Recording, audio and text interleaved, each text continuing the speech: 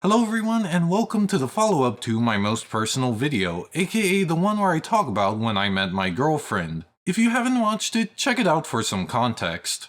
Also, for anyone worried, this channel is still primarily a movie review channel. I just thought it was appropriate to cover these important events in my life, seeing as it's nearing the 1-year anniversary of my big trip. So to recap, my girlfriend came to Texas to see me, then returned to the UK, and I just had to return the favor. I had to fly to Britain.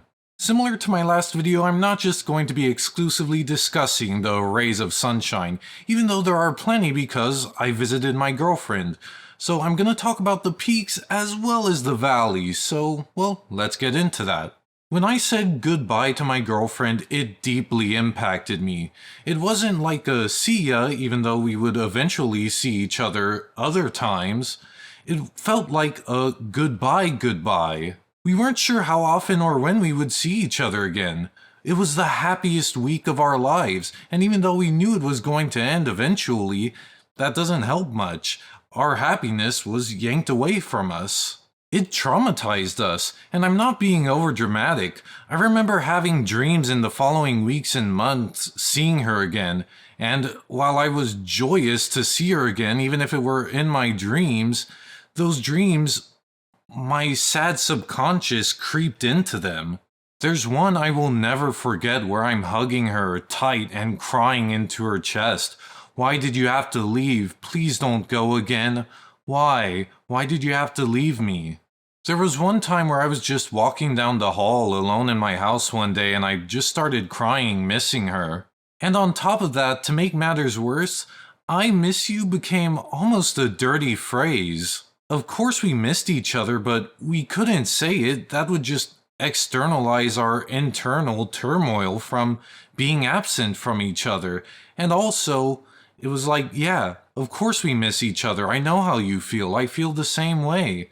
And this is something that, as bad as that might sound, I do think we both mutually felt that way to a degree, where we just didn't want to admit how we felt. We just wanted to ignore it until we got to see each other again. Of course I was going to go to Britain to see her, but once again my parents proved a barrier. They had for some reason had this misguided belief that having my girlfriend come over to Texas would make me not want to go to the UK anymore. So they were surprised.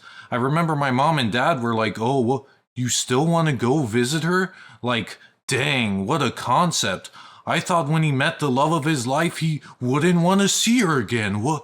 And as much as I mock that, and rightfully so, it is a pretty stupid assumption, I think it was more so guided by blind hope that I wouldn't want to get on a plane. And to give you a further idea of what I had to deal with, my mother would say things like, oh no, what if the grandma kidnaps you? Even though on her last trip she gave my mother her active Facebook account because, criminals just love giving you evidence of their identification. So I got my passport and eventually my ticket. I was leaving August 20th, 2024. But that provided some issue for Janie. Now, in the last video, I complimented how proactive she was, and she was once again proactive here, buying a train ticket from the airport to her home immediately. But that led to a mix-up. I was leaving on the 20th, so she bought a train ticket for the 20th, even though I was landing on the 21st. I'm sorry I wasn't more specific still, but thankfully she cleared it up at, I think, little more expense, but either way, once again, sorry, but thank you for clearing that up. And the time rolled around for my flight. I was really stressful. This is my first flight that I took fully conscious. I took one, that's a weird way to say it. I took one when I was 12, but this was my first flight fully alone. And even more stressful, there was a layover flight I had to catch. So it was high anxiety for my mom and I that day. I remember petting my cat Nanny and crying, saying goodbye to her. And I know cats are usually characterized as emotionally distant, but not my cat. She's really attached to me and I love her so much. Even when I go out to take out the trash, she meows around the house looking for me. I think it was probably quarantine, but she has separation anxiety. So that impacted me emotionally too, leaving, on top of the stress of just flying. And to make matters worse, she got sick. I felt so bad leaving her alone and sick, but at least we sorted it out after I came back visiting vets and such. So yeah, I went through the airport, which is probably the worst part. I mean, once you're on the plane, what are you going to do? Ask the pilot to turn around? I couldn't do much. I mean, once I'm on the plane, it's like I'm set. I actually felt relieved. There's no choice anxiety. I'm just on my way to Britain. Picked up my girlfriend a Butterfinger at my layover terminal because apparently they don't have them in Britain. Surprising. So I got on the plane and essentially had my butt glued to the seat for the 9-hour flight. After that, I landed in London Heathrow Airport, where we had to go through this seemingly endless hallway of conveyor belts. I imagine it was made this way so that you can have the opportunity to regret every life choice you ever made. I imagine it's what purgatory is like. Also, a weird thing after I landed, of course, coming from Texas, I heard some of the passengers talking on their phone going, "Oh yeah, the guns went through just fine," and it made me reel back. I was like, what? But apparently my luggage couldn't have the same luxury because they lost it. Yeah, imagine how I felt. My first flight and they lost my luggage. I was pretty distraught. I had put this trip on such a high standard because my parents disapproved. I felt like any little mistake validated their worries, so when I lost my luggage, even though it's a pretty normal event for an airport, it impacted me pretty hard. I remember her grandma, my girlfriend's grandma, said, "He's shattered." And I was, and my lack of sleep on the airplane didn't help. But who cares? I was meeting my girlfriend, so I was still happy. We were over the moon to see each other again, hugging and kissing, but beyond that lovey stuff, there was something slightly casual about meeting here, despite the monumental event that was me flying over there. There was a bit of a sense like picking up where we left off. Her grandma came along with, so they both came to pick me up from the airport. Yeah, the subway was about as hot as it is in Texas during summer, but my mood picked up once we got a bite to eat. I caught some Z's on the train and we picked up some clothes, seeing as the airport lost all mine. Funnily enough, I'm wearing one of the shirts we picked up, so timely. But once we got to the Airbnb, I had to make up for my lack of sleep, and I just conked out. I felt a bit bad for my girlfriend. At least when she visited Texas, she came around night, so she wasn't missing much. She was going to sleep around the appropriate time you sleep. But I landed in Britain during the day, so I was taking a day's sleep. But of course my girlfriend understood because we were just going to enjoy each other's company and chill tomorrow, which I guess that was day 1 of my trip. So for day 2 we were just chilling out and relaxing. But there was a slight issue. My girlfriend had brought her PS5 over, but the TV there at the Airbnb was some weird cheap TV. I didn't even know that TVs could have an issue with newer game consoles, because when we plugged it in, it wouldn't recognize it. My girlfriend was going through stressing. She was even considering bringing over her TV from her house. The PS5 was out. We would have to play It Takes Two later when she visited me earlier this year. But at the time, thankfully her laptop worked with the TV. So we spent a lot of our days playing retro 2-player games such as Goof Troop on SNES. You're fun.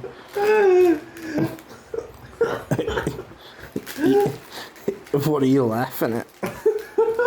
Well, you see, we're playing Goofy. Yeah, we're playing. Playing Goofy. You're playing Goof Troop. Yeah, I almost called it Goofy Island, but It should be called that.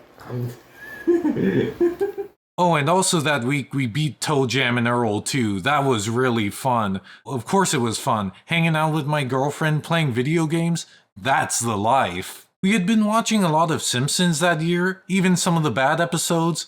Maybe even especially some of the bad episodes. And so we thought it was the perfect time to watch the Simpsons movie. It was really fun, and I closed every night quoting the trailer to her saying, "But you'll never find the treasure." If you kill my dad, you'll never know where the treasure is buried. Just because we thought it was a little silly thing to put in the trailer. I don't know, it's stupid inside joke couple stuff. Oh, and speaking of that night, I learned what nights in Britain were like. I was used to nights in the US, particularly Texas, where even if it's hot, you at least have the luxury of air conditioning. I was surprised to find out in Britain they do not have air conditioning installed in their buildings, so one of our first priorities was to get a fan for the bedroom. Surprising to me, only night was an issue. In the day it was breezy and cloudy, so the day felt so cool. I quite enjoyed it over Texas summer. So for day 3 we went to York, which was just a lovely area full of shops and life. Oh, also I had British McDonald's, which I can confirm tastes better than in the US. But more than a bite to eat, I was really looking forward to visiting HMV with my girlfriend. I mean, of course I was. You see this shelf every video. Of course I looked forward to going through all the little DVDs and Blu-rays. My girlfriend thought it was so cute, me crouching down in the corner looking through every Blu-ray considering what to buy. She was surprised that we don't really have video stores over in America. Even stores like Best Buy, who used to carry videos, don't really have them anymore. And not surprising, and even going back to like Best Buy or Walmart, they usually have the stuff, big surprise, that most people would want. I don't think they usually cater to the more niche collector demographic, which, as a fan of Japanese movies, I fall into. To show just how much we don't have video stores in America, I picked up an alphabetical divider with the letter P on it, going, "Wow, look, this movie's called just P." And it took me a second until my girlfriend started laughing at me for me to realize, oh wait, I'm stupid. And my girlfriend was so nice. To close off our trip to York, she booked us a visit to the cat cafe, which she booked because she knew I would miss Nanny. That's one thing she says to me a lot, that she really envies my close connection to my cat, so that was really sweet of her. It was fun drinking apple juice and seeing all the cute cats. We weren't really sure what we were watching that night, so we settled on the 80s TMNT movie, and, well, that's a classic for a reason. That's a great movie. Day 4 was another chill day. We sat back and watched the Goofy movie duology. I'm not too big a fan of the second one. She liked it more than I did, but the first one is really good, and what does it matter if the second movie isn't as good? It's just a joy to be with her, sit back and watch a movie. I haven't talked about dinner yet, but it was just a joy cooking with her, even though she did 80 or 90% of the cooking and I did the rest, but it was fun just to help, and in this little Airbnb, it felt like a preview of what we want the rest of our lives to be. We had British foods. I think it's called Yorkshire pudding. We had bangers and mash. I really liked the bangers because I usually don't have pork sausage over in America. I think we do have them, but it's just not what I usually get, which is funny because I really enjoyed them over there, and my girlfriend had the inverse experience on her most recent trip earlier this year where she had beef sausage, and she really loved it over here. I don't think they have it too much over there. Day 5, the grandma was really nice and drove us to the beach. I think the night before they had found my luggage, I'm pretty sure. So thankfully I had more clothes and could finally shave. It was so relaxing with my girlfriend. No real traffic on the way there, just a cool breeze once we got there, and just a joyous time walking around. It wasn't just a beach, it was a bit amusement park-ish with some rides and even arcades. Even though there weren't a lot of arcade games we wanted to play, we definitely played some like Mario Kart and Guitar Hero. I was pretty bad at Guitar Hero. Unfortunately, a lot of the arcades are filled with stuff like gambling, which was pretty surprising to me as an American where that's illegal, to see children do little coin gambling machines. As I've said probably 1,000 times by now, it was just fun being with my girlfriend, and it was nice feeling so welcomed by her grandma and eating with her. It felt like, I know it's just 3 people, but it did feel like a family, and she was so sweet. Even coming to our house, or our house, the Airbnb, and I think she brought the fan and coming over to make hot cocoa for us. Considering the trouble that I had with my parents getting over there, it was nice to just feel so accepted by her grandma. We really appreciate that support. Like the Simpsons movie, our watch that night was another plan. She's a big fan of Phineas and Ferb, and we've watched several of the episodes together, especially the specials, except we wanted to save Phineas and Ferb to the second dimension until this trip. So we watched it, and you get the picture by now. Great movie and great time. Day 6 was a trek. We didn't want to save traveling all the way to the airport until the last day, so she booked an Airbnb over in London so we can just easily travel there when the time comes.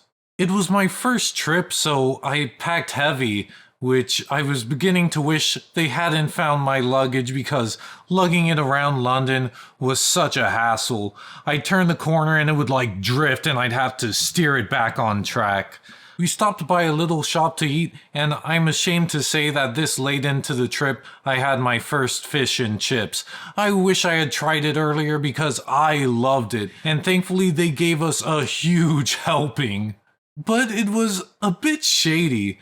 They charged us more than what it said on the menu, and even my girlfriend pointed out, but it only says this much, to which the guy said, yeah, well, it says that much for delivery, which I don't get why the delivery service would be cheaper than when we are there and paying for it. In fact, I don't know why you would advertise the delivery price when we're already there.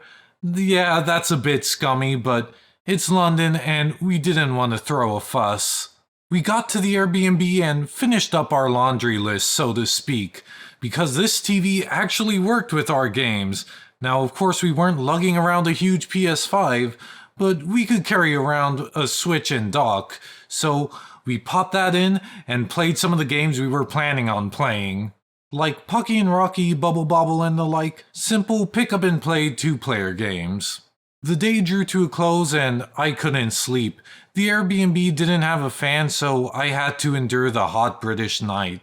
But beyond that, it was our last day. The anxiety was setting in, and I'd have to say the same goodbye that traumatized me back in December.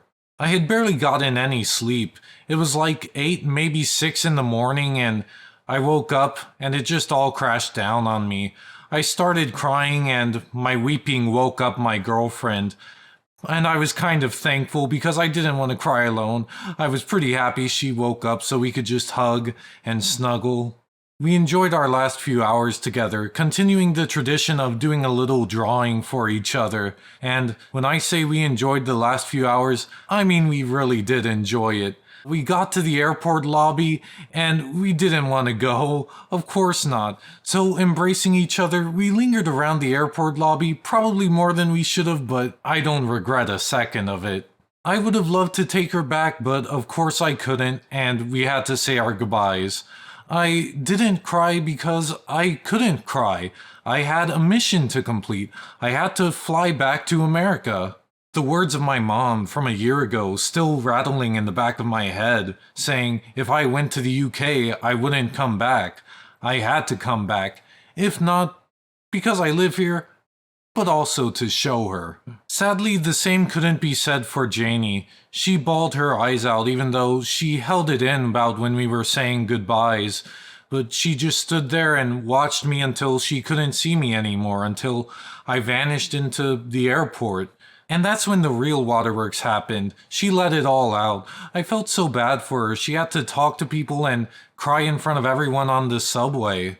What's there to say about the airport experience or the airplane experience? It sucks. No one likes it. It's just a means to an end. Especially coming back to America and having to go through the layover flight back, where I had to get my luggage again and pass it off to someone else like, hey, don't lose it this time.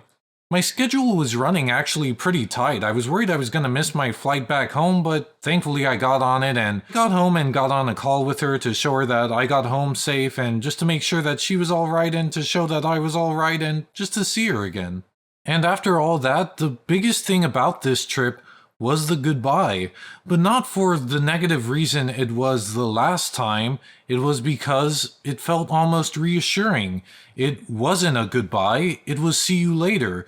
We proved that goodbye isn't goodbye, that we're still going to visit each other. This trip really saved us and made us feel better about our relationship. We're still going to be seeing each other, and I'm going to see her again this September.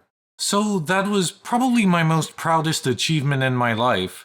Doing what my parents said I couldn't and shouldn't, and repaying the favor to my lovely girlfriend and showing her that I was worth being a boyfriend. Also, hello, this is slightly future me coming in after my rough cut of the video, and I gotta say that between this and my last video, reflecting on such important memories of mine has been a unique experience. I sought out to make as comprehensive a recounting of key moments as I could, but discovered that it's a futile effort to that end. After the last video, I reminisced with Janie, remembering even more memories, like when we kept going back and forth, unable to decide where to eat dinner, and her grandma remarked, "Oh, you two are just as bad as each other." Even in this video, I forgot to mention that part of the reason why my missing luggage bothered me so much is because I was carrying important cargo. I had t-shirts that Janie ordered to my house so I could bring them to her. Or that when I landed, Janie gave me this cute little badger plush because I like little woodland creatures. That is to say, there's no way I could do a full retelling of every moment, let alone every emotion I felt. So the most I can do is the best I can and hope that it conveys even some of the emotions that I felt. So thank you all for watching another personal video of mine. Thank you, Janie, for just existing and supporting me all this time. And hopefully next time I'll get back to lighter topics talking about movies. So thank you all again. Thank you, Janie. See ya.